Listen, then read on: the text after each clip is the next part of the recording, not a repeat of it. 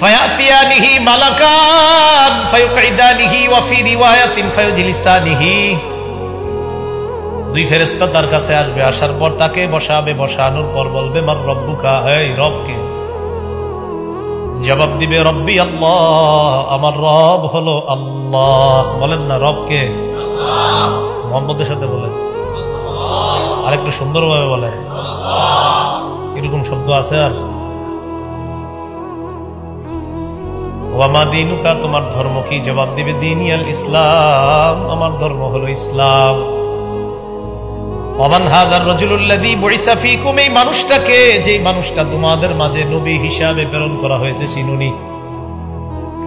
তিনি জবাব দিবে হাযা মুহাম্মাদুন সাল্লাল্লাহু আলাইহি ওয়াসাল্লাম, তিনি হলেন মুহাম্মদ সাল্লাল্লাহু আলাইহি ওয়াসাল্লাম।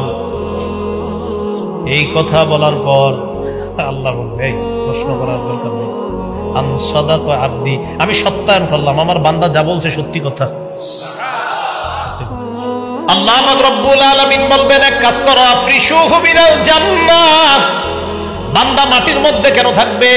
কবরের মধ্যে জান্নাতের বিছানা বিছায়া দাও। ওয়ালবিসুহু মিনাল জান্নাহ, মানুষ কি একটা কাপড় দিয়ে দিছে, জান্নাতের পোশাক পরায়া দাও।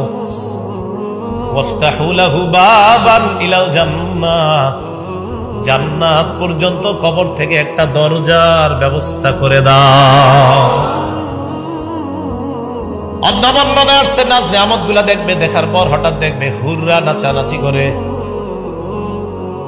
এর মন চাইবে ধরতে, ভাই থামো, নাম কানাউমাতিল আরুস লা ইউকিজুহু ইল্লা আহাব্বা আহলিহি, ঘুমাও, বাসর রাতের দুলার মতো ঘুমায়া থাকো, এখন না। তোমাকে তোমার প্রিয়তমা যেমন জাগ্রত করেছিল, এখানে তোমার প্রিয়তমা নাই, আমি আল্লাহ তোমাকে জাগ্রত করব।